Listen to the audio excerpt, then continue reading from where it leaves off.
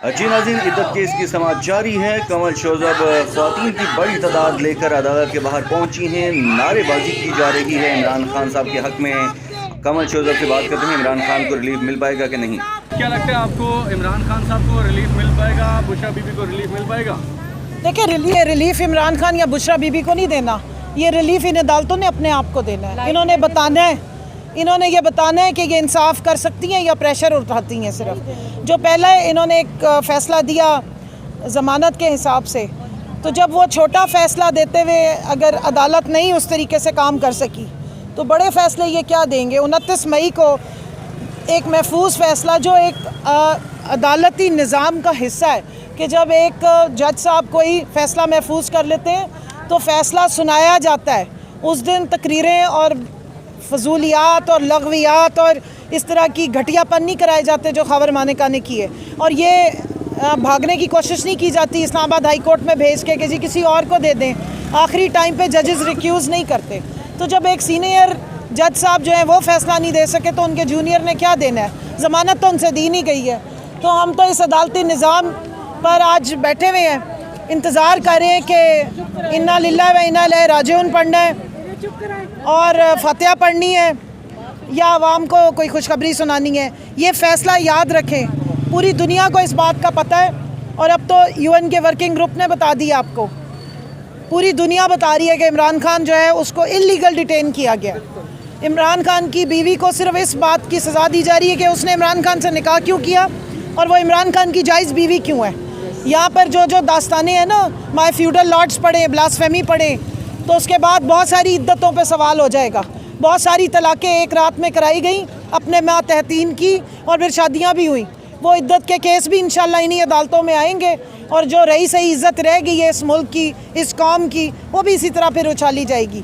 लेकिन मसला सारा ये कि इस वक्त बात इंसाफ की या बेइंसाफ़ी की नहीं हो रही, बात इस बात की हो रही है कि क्या ये अदालतें इंसाफ देने के काबिल हैं, क्या ये अदालतें इंसाफ दे सकती हैं, क्या ये आज़ाद अदालतें हैं, क्या पाकिस्तान का अदालती निज़ाम आज़ाद है। ना सिर्फ इस अदालत में, आज सुप्रीम कोर्ट में मिलिट्री वो हमारे जो लोगों को जिनको ट्रायल किया जा रहा है उसका भी केस लगा हुआ है। वो ख़ानदान एक साल से भी यहाँ पर आए खड़े हैं, और हमारे काजी साहब उन्होंने माशाल्लाह दहशत गर्दों को, ये ऑन रिकॉर्ड है, दहशत गर्दों को कहा कि मिलिट्री कोर्ट में इनके ट्रायल नहीं होंगे, उनको रिलीफ दे दिया।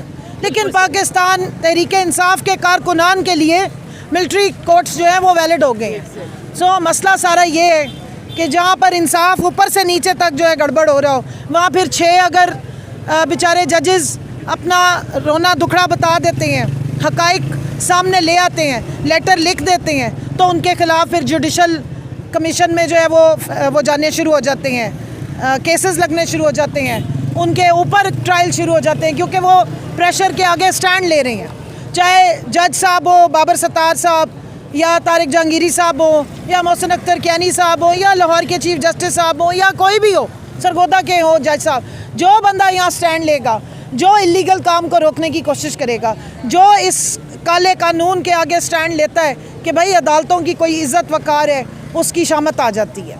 तो अदालतों ने बताना है कि वो आज़ाद है या नहीं है। इमरान खान तो पाकिस्तान का वो वाहिद लीडर है जो 6/8 के सेल में भी आज़ाद इंसान है। अच्छा, आपको मज़ीद कुछ केसेस बनाने की तैयारियां की जा रही हैं कि अगर इसमें रिलीफ मिल भी जाता है तो मज़ीद केसेस में गिरफ्तार कर लिया जाता है, इस हवाले से क्या कहेंगे? यहाँ से ही अंदाज़ा लगा लें, जब केसेस जो हैं वो काबीना, पंजाब की काबीना में अप्रूवल हो जाए कि 9 मई के केसेस 12 महीने के बाद, 13 महीने के बाद दोबारा बनाने शुरू कर दो, तो वो केस क्या होंगे? वो कोई फैक्ट्स पे होंगे? इतनी बेशर्मी और ढिठाई है इनके अंदर कि खुलेआम बता रहे हैं कि हम केसेस बनाएंगे। राना सनाउल्लाह खुलेआम बता रहे हैं कि इस केस में अगर रिलीफ मिल गया तो हम कोई और छोटा मोटा केस डाल देंगे। हमारे पे बताएं आपको कैसे केसेस हैं। आज अभी उमर अयूब साहब जो हैं उनके ऊपर मोटरसाइकिल चोरी की केस है, उनके ऊपर पुलिस के डंडे चोरी करने की केस है, हमारे ऊपर जो है वो मेट्रो टाइप की चीज़ें चोरी करने की केस है। अब मुझे तो एक्चुअली मेट्रो पे बैठ के आना चाहिए क्योंकि मैंने वो चोरी की हुई है। तो आप सोचें कि इस तरह का मॉकरी ऑफ लॉ है इस मुल्क में। एक ही टाइम पे एक शख्स जो है वो 50 जगहों पे था, और वहाँ पे अभी इस वक्त पुलिस गवाही भी दे रही है और अदालतें मान भी रही हैं कि अच्छा ठीक है, इस्लामाबाद में भी था, मियाँ वाली में भी था, फलानी जगह भी था। सारी दुनिया को मालूम है कि इमरान खान उस वक्त किसकी कस्टडी में थे। रेंजर्स उनको घसीटती भी लेकर गई थी। रेंजर्स और नैब की कस्टडी में इमरान खान थे 9 मई वाले दिन। उसके बाद सारे जो है वो हंगामे हुए, प्रोटेस्ट स्टार्ट हुआ जिसको इन्होंने कुछ का कुछ बना दिया, और उसके बाद 9 मई के सारी वारदातें भी इमरान खान पे डाल दी हैं। आज शाह महमूद कुरैशी को खामोशी से चोरी चुप्पे जो है वो लाहौर कोटपत लखपत ले जाया जा रहा है ताकि अंदर खाने छुप के ट्रायल किए जा सके, क्योंकि वो मान नहीं रहे हैं। क्योंकि आप उनसे फरमाइशें कर रहे थे वो कब से, जब वो इमरान इस्माइल साहब, आमिर खियानी साहब और फवाद चौधरी साहब और 1-2 और जो थे वो सारे आए थे शाह महमूद कुरैशी को मनाने के। आप भाग लें, आप भी एक इंटरव्यू दे दें और आ जाए, मान जाए, हमारे साथ आ जाए।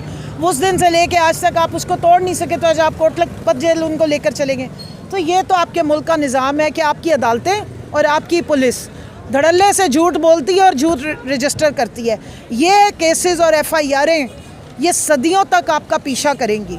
याद रखें कि ये केसेस और ये झूठी 9 मई की मद में हम सब पे हुई हुई FIRें समेत इमरान खान के, पूरी दुनिया में ये आपके लिए एक सनद होगी कि आपका निज़ाम इंसाफ और आपकी पुलिस झूठ बोलती है।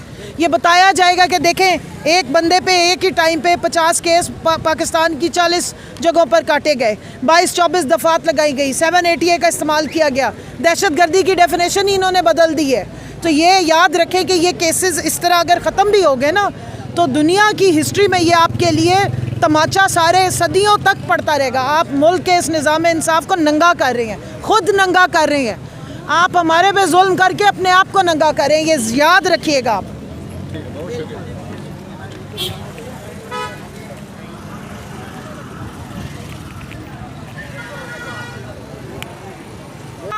हम नहीं मानते।